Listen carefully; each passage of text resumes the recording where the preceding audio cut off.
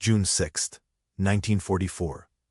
The date that changed the world forever. The largest amphibious invasion in human history. Over 150,000 Allied soldiers storming the beaches of Normandy to liberate Europe from Nazi tyranny. We know this story.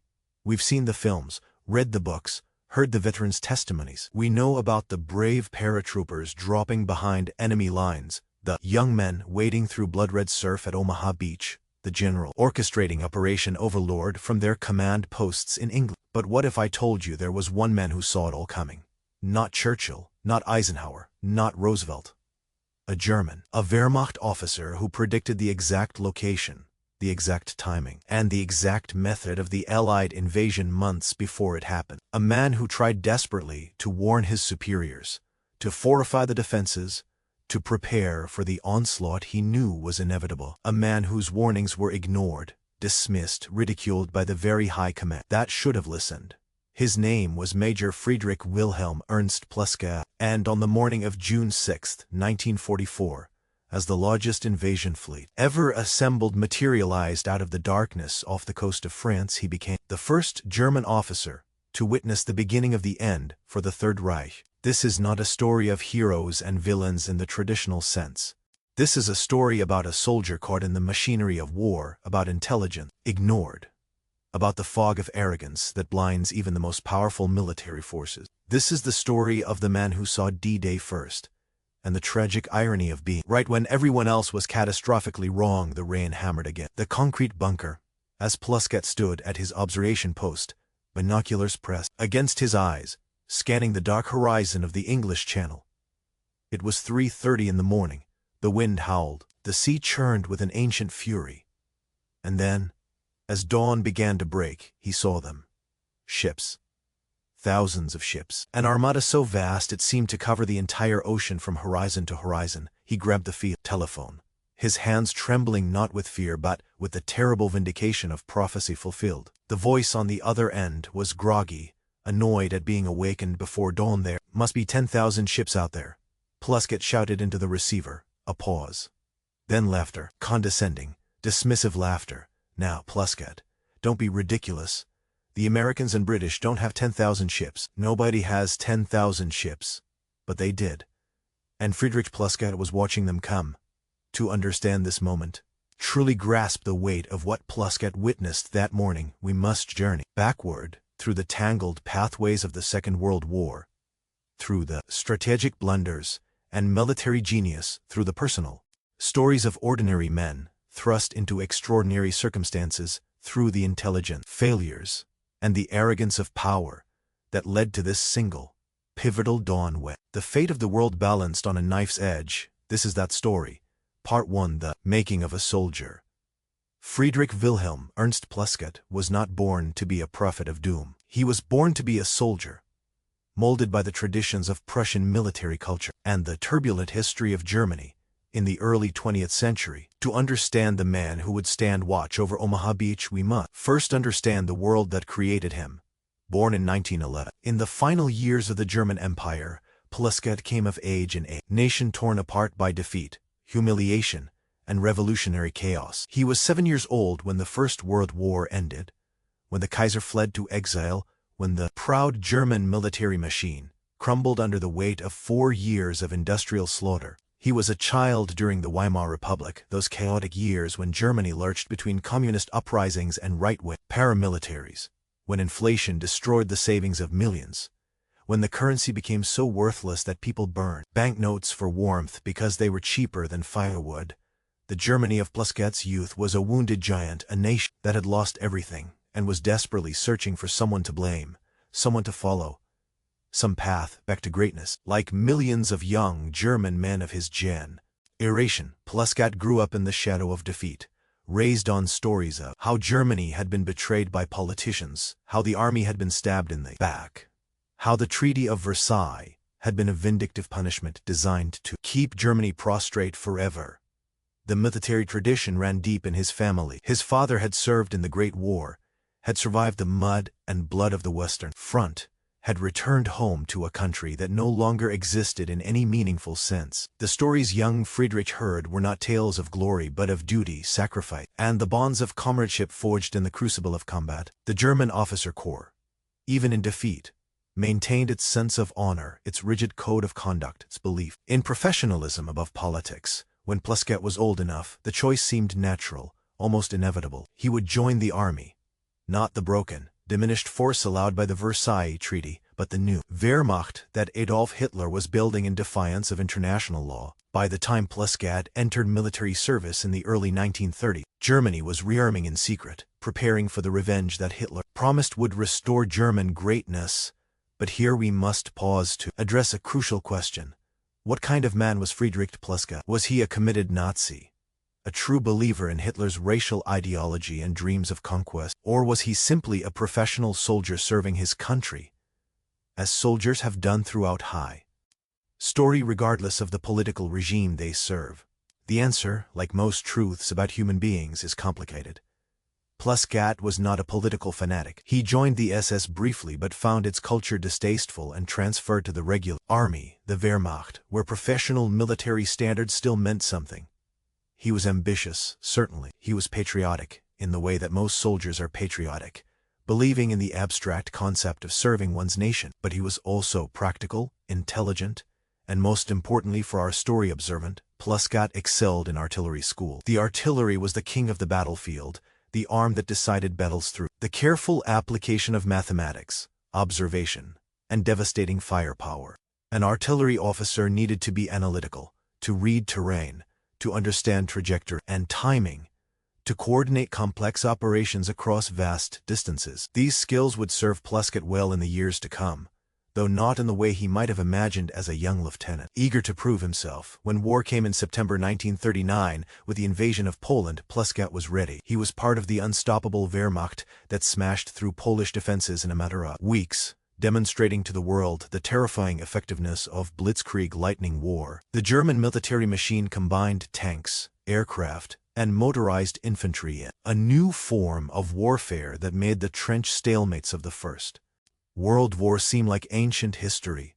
Plasket fought in Poland. He fought in France in 1940, when the Wehrmacht achieved what had seemed impossible. In the previous war, the complete defeat and occupation of France in just 6 weeks, Paris fell. The British evacuated from Dunkirk. Western Europe lay prostrate before Nazi Germany. For a young German officer, these were heady days. The humiliation of Versailles seemed avenged. Germany was supreme. Then came the invasion of the Soviet Union in June 1941, Operation Barbarossa, the largest military invasion in human history. This was where the Wehrmacht's aura of invincibility began to crack. Plasket experienced the vast expanses of Russia, the fanatical resistance, the brutal winter that froze men and machines alike. He saw German supply lines stretch to the breaking point. He witnessed the first hints that this war might not end in quick victory after all, but it was the lessons learned in these campaigns in Poland, France, and Russia that would shape Plasket's understanding of modern warfare. He learned to read the signs of an impending attack, the movement of supplies, the concentration of forces, the patterns of reconnaissance. He learned that intelligence and preparation were worth more than courage and firepower. He learned that ignoring warning signs led to disaster. By 1943, the tide was turning. The Germans had been defeated at Stalingrad, losing an entire army. The North African campaign had ended in Allied victory. Italy had been invaded and was slowly falling to Allied forces advancing up the peninsula. Most ominously for Germany, everyone knew that the British and Americans were gathering forces for an invasion of Western Europe. The question was not if, but when and where. In late 1943, Major Plasket received new orders. He was being transferred from the brutal Eastern Front to France, to the Atlantic Wall, the massive fortification system that Hitler had ordered built along the entire coast of occupied Western Europe. Plasket would command an artillery regiment responsible for defending a section of the Normandy coast. For many German soldiers, assignment to France seemed like a vacation after the horrors of the Russian front. France was peaceful, the food was good, the wine flowed freely. Many German units stationed in France had become soft, their combat effectiveness degraded by months or years of occupation duty. But Plasket was not the type to relax. He understood what this assignment really meant. He was being placed on the front line of the coming invasion. The storm everyone knew was gathering across the English Channel, and unlike many of his fellow officers, Plusket took this responsibility with deadly seriousness. Part 2. The Atlantic Wall and the Illusion of Security. The Atlantic Wall. Even the name suggested something monumental, impregnable, eternal. It was Hitler's answer to the threat of Allied invasion. A series of fortifications stretching from Norway to the Spanish border, over 2,000 miles of bunkers, gun emplacements, beach obstacles, and minefields designed to make any invasion impossible. The concept was sound. Create such formidable defenses that the Allies would either not dare to invade, or if they did, they would be slaughtered on the beaches before they could establish a foothold. Hitler himself proclaimed that the Atlantic Wall made Western Europe an impregnable fortress. German propaganda showed footage of massive concrete bunkers housing artillery pieces that could sink invasion ships miles out to sea, of elaborate obstacle systems that would tear apart landing craft, of mines and barbed wire and interlocking fields of fire that would turn any beach into a killing ground. But when Plusket arrived in Normandy to take command of his artillery position, he discovered a disturbing truth.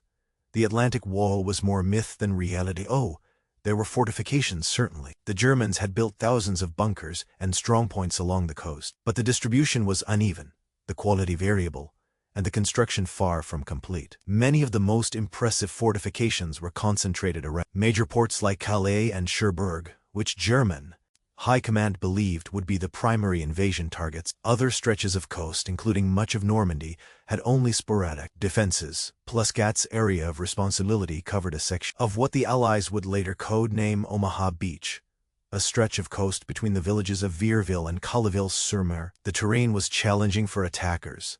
High bluffs overlooking a wide beach, natural choke points at the beach exits, commanding views of the entire shoreline. It was a defender's dream, a location where a relatively small force could inflict terrible casualties on an invading army, but the defenses were inadequate. Plusket had 4 artillery batteries under his command positioned on the high ground overlooking the beach, but he lacked sufficient ammunition, insufficient numbers of troops to man all positions adequately, and precious little support from higher headquarters. When he requested additional mines, more barbed wire, better communication equipment, he was told that resources were scarce, that other sections of the coast had higher priority. The officer responsible for the Atlantic Wall's construction was Field Marshal Erwin Rommel, the legendary Desert Fox, who had earned fame fighting in North Africa. Rommel had been appointed to inspect and strengthen the coastal defenses in late 1943,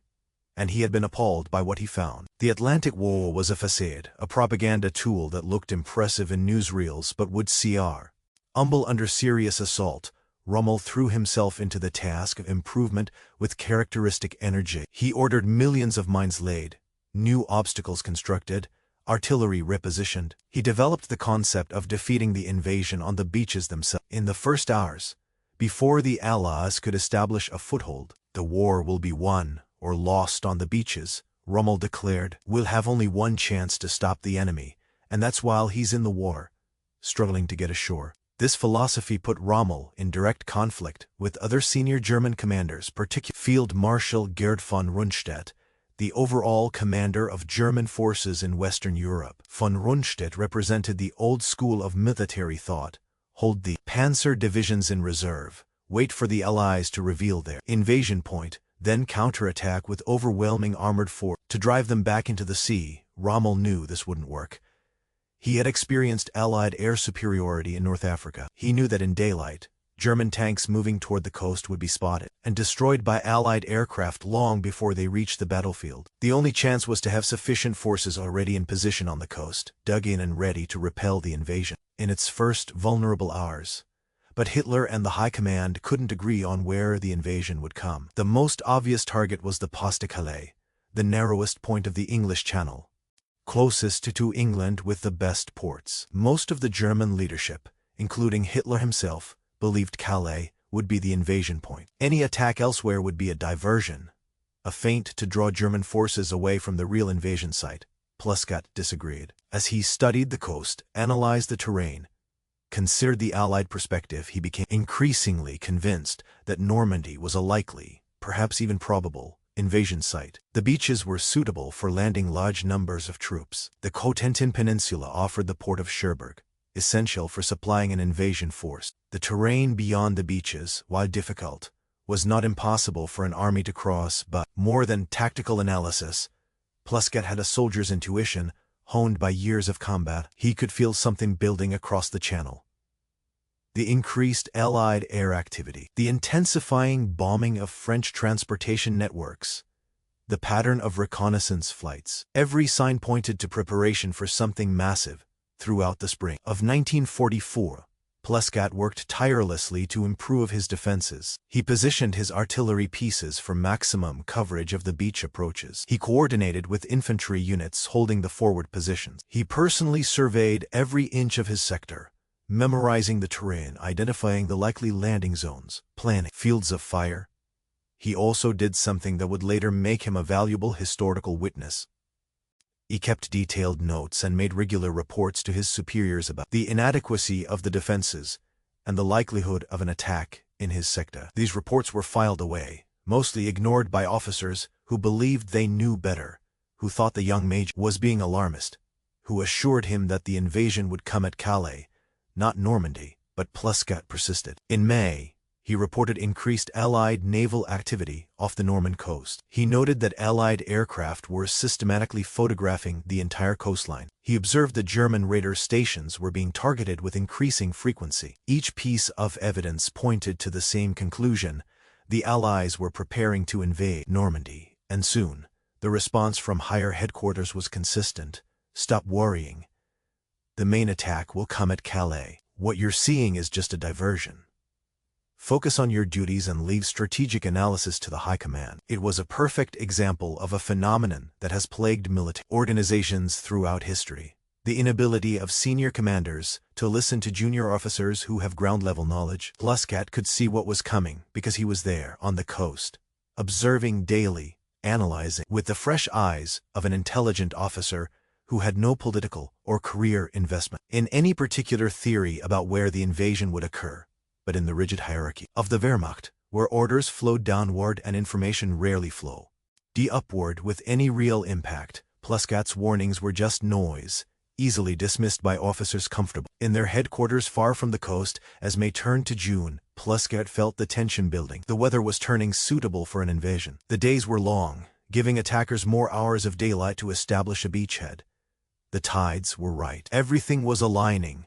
On June 4th, the weather deteriorated. A storm system moved in from the Atlantic, bringing high winds and rough seas. Plusquet received word that German meteorologists predicted the bad weather would continue for at least a week, making an invasion impossible during this period. Many officers in Normandy, including several of Plusquet's superiors, took the opportunity to leave their posts. Some went to Paris. Others attended a war game exercise in Brittany. Rommel himself decided to return to Germany to celebrate his wife's birthday and to personally appeal to Hitler for more tanks and resources. The consensus was clear: no invasion could possibly happen in this weather. The Allies would wait for better conditions. Plusquet wasn't so sure. Yes, the weather was bad, but it was improving slightly, and if he were planning an invasion, he might choose to launch during a brief weather window precisely because the defenders would assume an attack was impossible. The element of surprise was worth the risk of rough seas, but he kept these thoughts to himself. He had learned that voicing his concerns only earned him mockery from his superiors. So he returned to his bunker, ordered his men to maintain their watch despite the weather, and waited on the evening of June 5th. As the storm began to ease slightly, Plusquet stood at his observation post and stared out at the dark, churning channel. Something felt different tonight. The air had a quality to it, a tension like the moment before lightning strikes. He ordered his men to full alert, a decision that earned him complaint from subordinates who thought he was being paranoid. At midnight, reports began filtering in from other units. Allied aircraft were dropping what appeared to be paratroopers inland from the coast. But the reports were confused, contradictory. Some officers thought it might be supply drops for the French resistance. Others believed it was dummy paratroopers meant to confuse defenders. No one seemed certain. Plusquet grabbed a field telephone and called his divisional headquarters asking for information, requesting permission to fire illumination rounds to light up the beach approaches. The officer on the other end yawned. Plusket, you're jumping at shadows. Go to bed. If there was a real invasion happening, don't you think we'd know about it? But Plusket didn't go to bed. He stayed at his post, watching, waiting, every sense alert. His instincts, honed by years of war, told him something was happening. The night felt alive, with hidden movement, with gathering forces, with the breath-holding pause. Before violence erupts, at 3:30 in the morning, with dawn approaching, Plusket raised his binoculars and scanned the horizon one more time. And then he saw them. Part 3. The Armada appears. The human eye is a remarkable instrument, capable of perceiving details across vast distances, but what Friedrich Plusket saw through his binoculars in those first moments of dawn on June 6th defied the capacity of sight to fully comprehend. The mind struggles to process the unprecedented, the scale of something so far beyond ordinary experience, that it seems like a hallucination, a trick of exhausted senses. But this was no hallucination. The English Channel, which had been empty and dark just minutes before, was now filled with ships. Not dozens, not hundreds, thousands of ships, stretching from one end of the visible horizon to the other, a steel forest rising from the sea, an armada of such magnitude that it seemed to violate the laws of nature. Plusket later described the moment with the precision of an artillery officer trained to observe and report. I could hardly believe it. The ships were in tightly packed rows as far as I could see, extending from the Cotentin Peninsula to beyond the mouth of the Orne. It was a sight so staggering that for a moment I simply stood there, unable to move or speak. Destroyers, cruisers, battleships, landing craft by the thousands, and behind them, emerging from the morning mist, the massive silhouette of transport ships, each one carrying hundreds of soldiers, thousands of tons of equipment, the entire material weight of the Allied war machine, crossing the channel in a single, coordinated thrust. The barrage had not yet begun. The ships were positioning themselves, the landing craft being loaded, the final preparations being made. But Plusket knew what was coming. He had studied the reports from the Eastern Front, the accounts of massive Soviet artillery, bombardments that turned entire sections of the front into moonscapes of cratered earth. He had read the intelligence summaries about Allied naval firepower, about the massive guns on battleships that could fire shells weighing as much as a small automobile over distances of 20 miles with devastating accuracy. His hands, trained to remain steady during artillery barrages and close combat, trembled slightly as he reached for the field telephone. He cranked the handle and waited for the connection to go through. Seconds felt like hours. Finally, a voice answered at the other end. The same staff officer, who had dismissed his concerns throughout the night. There must be 10,000 ships out there, Plusket said, his voice tight with controlled urgency. A pause, the sound of papers rustling. Then the response, delivered with the confidence of a man safe in a headquarters bunker far from danger. Now, Plusket, don't be ridiculous. The Americans and British together don't have 10,000 ships. Nobody has 10,000 ships. Well, goddammit, Plusket shouted into the phone. You'd better come and see for yourself. They're right here in front of me. What the hell do you want me to do about it? Another pause. Wait, T. He voice said, suddenly less certain. Where are these ships heading? Plusket looked back through his binoculars. The leading elements were definitely moving toward shore, toward his beach, toward the killing ground he had spent months preparing. Right for me, he said quietly. He hung up the phone and began issuing orders to his battery commanders. Every gun was to be manned and ready. Ammunition was to be brought up from the storage bunkers. Observation posts were to report the moment the first landing craft entered range. The artillery pieces were already pre-sighted on specific zones of the beach and the approaches. Plusket had done everything possible to prepare for this moment. Now it came down to execution, to whether his undermanned, undersupplied regiment could inflict enough damage to stop or slow the invasion. But even as he gave these orders, Plusket understood the terrible mathematics of what he was witnessing. Even if every shell his guns fired found its target, even if every burst of machine gun fire cut down multiple attackers, it wouldn't be enough. The sheer scale of the invasion force meant that the Allies could absorb horrific casualty and still overwhelm the defenders through pure weight of numbers. This was the nightmare scenario that Rommel had warned about, the reason the field marshal had insisted that the invasion must be stopped on the beaches in the first hours. If the Allies established a beachhead, if they got their armor and artillery ashore, if they survived that first terrible day, the war would be lost. Germany simply didn't have the resources to fight a two-front war indefinitely, containing the Soviet juggernaut in the east while defending against the full industrial might of America and Britain in the west. As dawn broke fully, Pluscat could see the details of the invasion fleet with terrible clarity. He watched as the big ships began to maneuver into bombardment position. He saw the landing craft circling, forming up for their runs to shore. He observed the systematic, organized nature of it all, the product of months, years of planning and preparation, the application of overwhelming resource to a single objective, and then, at precisely 6:30 in the morning, the naval bombardment began. The sound was beyond description. Every chronicler of D-Day who experienced the naval bombardment struggled to find words adequate to convey the sensory assault. Imagine the loudest thunder you've ever heard, then multiply it by 1,000. Imagine the earth itself shaking, concrete bunkers trembling like reeds in wind, the air becoming a physical force that hammers at your chest and skull.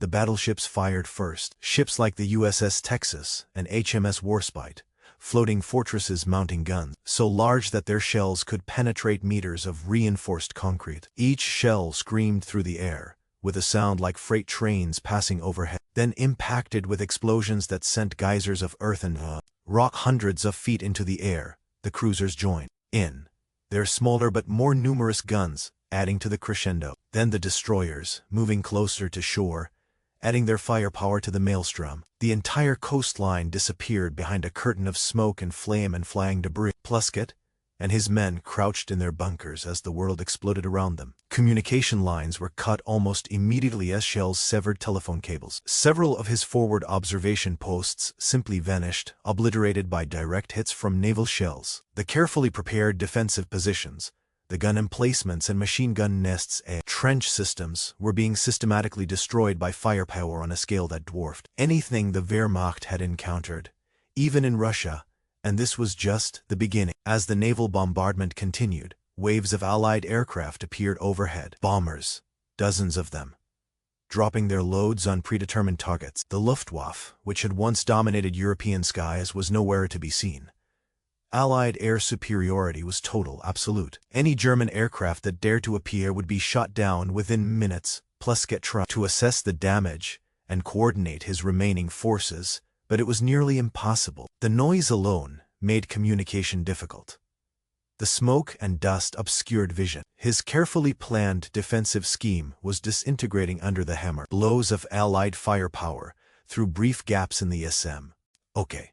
He caught glimpses of the landing craft approaching, wave after wave of them, hundreds simultaneously hitting the water and churning towards shore. The infantry were coming. The invasion was no longer a distant threat or a theoretical possibility. It was happening right now, right here, and there was nothing the High Command's complacency or Hitler's confidence in the Atlantic Wall could do to stop it. Pluscat managed to get some of his guns into action. His artillerymen, trained professionals who had survived the Eastern Front, worked their pieces with desperate efficiency despite the bombardment. Shells began falling among the approaching landing craft. Pluscat saw several of them hit, saw the explosions, saw craft sinking or circling away, trailing smoke, but for every craft his guns destroyed, 10 more kept coming. 20 more.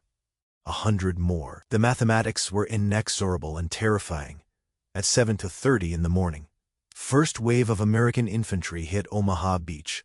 What happened next would become one of the most famous and terrible chapters of the Second World War, a story of heroism and horror, of young men facing hell with nothing but courage and duty to sustain them. But for Friedrich Pluscat, watching from his bunker as the battle unfolded, it was also a vindication of everything he had warned about, and a demonstration of the criminal negligence of the officers who had dismissed his concerns. The Americans waiting ashore at Omaha Beach were soldiers of the 1st and 29th Infantry Divisions, citizen soldiers mostly, young men from farms and factories across America who had been training for this moment for months or years. Many of them had never seen combat. Most were terrified. which was entirely reasonable given what they were being asked to do. Cross several hundred yards of open beach under fire from entrenched defenders on the high ground, through obstacles designed to shred and maim, across sand that would soon be soaked with blood. Pluscat's remaining guns and the infantry units along the bluffs opened fire. Machine guns raked the beach, mortar shells fell among the landing craft. Artillery fire walked across the beach in deadly patterns. The Americans began falling immediately, cut down before they even got off the landing ramps, shot while trying to wade through chest-deep water, killed while struggling to cross the beach to any kind of cover. Bodies began piling up at the waterline. Wounded men dragged themselves toward the limited shelter of the sea wall. Officers and sergeants screamed orders that couldn't be heard over the din of battle. The carefully planned assault formations disintegrated into chaos as units became intermixed, as soldiers sought any cover they could find, as the weight of German fire threatened to drive the entire invasion back into the sea. For several hours, the outcome hung in balance. Pluscat, despite his situation becoming increasingly desperate as more of his positions were destroyed, felt a grim satisfaction. This was exactly what he had predicted. The Allies were taking horrific casualties. If German reinforcements arrived soon, if the panzer divisions were released from reserve, the invasion might still be stopped. But the reinforcements didn't come. Part 4, the failure of command. While Friedrich Pluscat and his men fought desperately to hold Omaha Beach, and while American soldiers died by the hundreds in the surf and sand, a bizarre paralysis gripped the German high command. This paralysis, this catastrophic failure to respond appropriately to the greatest military crisis facing the Third Reich, was the culmination of years of dysfunctional command structures, Hitler's micromanagement, inter-service rivalries, and the arrogance that comes from believing one's own propaganda. The German military in World War II was in many ways a study in contradictions. On one hand, it possessed some of the finest tactical commanders in military history, officers schooled in the Prussian tradition of aggressive maneuver warfare, trained to think independently and seize opportunities. On the other hand, the strategic command structure was a nightmare of overlapping jurisdiction, personal rivalries, and Hitler's increasingly erratic interference in military decisions. When the invasion began, Field Marshal Rommel was in Germany. Having decided that the bad weather made an invasion impossible for several days, he received word of the airborne drops shortly after midnight, but was told these might be diversionary operations, nothing to be alarmed about. It wasn't until morning that he learned the full scope of what was happening and began the long drive back to France, knowing that every hour he was absent from the front was an hour the Allies gained to consolidate. Their beachhead, Field Marshal von Rundstedt, the overall commander in the West, was awakened with report of the invasion and immediately requested permission to move the panzer divisions toward the coast. These armored reserves, particularly the elite SS Panzer divisions, represented the only force capable of mounting a credible counterattack to drive the Allies back into the sea. But von Rundstedt did not have the authority to move these divisions on his own initiative. Only Hitler could release them, and Hitler was asleep. This fact, which seems almost absurd in its triviality, had enormous consequences. The Führer had been up late the night before and had left orders not to be disturbed. His staff, terrified of his rages, refused to wake him even to inform him that the invasion of Western Europe had begun. Hours passed while the most important decision of the entire Western campaign waited on the sleep schedule of a dictator. When Hitler finally awoke, was briefed on the situation, his response demonstrated the dangerous combination of intuition and delusion that characterized his military leadership. He declared that the Normandy landings were a diversion, that the real invasion would still come at Calais, and that the panzer divisions should remain in reserve to counter the real invasion when it occurred. This was not an entirely unreasonable position, given the information available. The Allies had indeed conducted an elaborate deception campaign, Operation Fortitude, designed to convince the Germans that the main invasion would target Calais. They had created phantom armies with fake radio traffic, dummy tanks, and aircraft, even recruited a body double for General Montgomery to appear in the Mediterranean while Montgomery himself was in England. Preparing the real invasion, the deception had worked brilliantly. German intelligence believed there were dozens of Allied divisions in southern England that didn't exist. They believed the invasion force in Normandy was too small to be the main assault. They believed, because the Allies had carefully fed them information designed to support this belief, that Normandy was a diversion and Calais remained the real target. But Hitler's insistence on maintaining this belief, even as evidence mounted that Normandy was indeed the main invasion site, revealed the fundamental flaw in the German command system. Ideology and personal conviction trumped tactical reality. Hitler surrounded himself with yes-men who rarely contradicted him. The officers who might have challenged his assessments had either been purged, sidelined, or had learned to keep their mouths shut to preserve their careers. So the Panzer divisions waited and waited. Hours turned into a day, then 2 days, then a week. By the time Hitler finally authorized their release and movement toward Normandy, it was too late. Allied air power had turned the French roads into killing grounds. Panzer units attempting to move during daylight were spotted and destroyed by fighter bombers. Those that traveled at night found the roads choked with bomb craters and destroyed bridges. A movement that should have taken hours took days, and when the Panzer finally arrived in Normandy, they arrived piecemeal, feeding themselves into a battle the Allies were already winning. Back at Omaha Beach, Plusquet and his men fought on without reinforcement or resupply. The battle that had seemed so promising in the first hours gradually turned against the defenders. American engineers cleared paths through the obstacles. Naval destroyers moved close to shore and provided direct fire support, systematically destroying the German strongpoints with pinpoint accuracy. Infantry squads found gaps in the defenses and began working their way up the bluffs. By afternoon, American forces had penetrated the German defensive line in several places. By evening, they had established a foothold that, while tenuous and paid for with terrible casualties, would not be dislodged. Omaha Beach had been the hardest fought of the 5 invasion beaches, but like the other, it had fallen to the attackers. Plusquet's command post was eventually overrun. His artillery pieces had been destroyed or abandoned.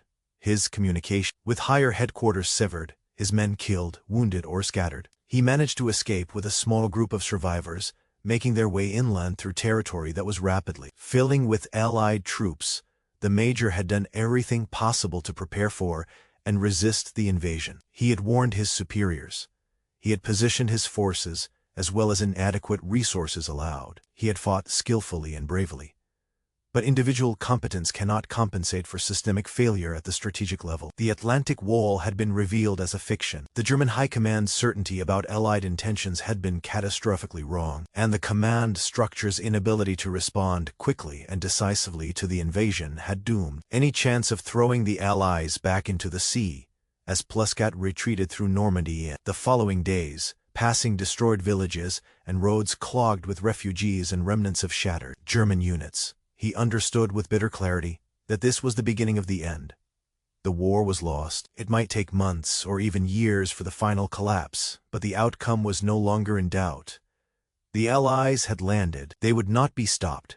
Part 5: The Battle for Normandy.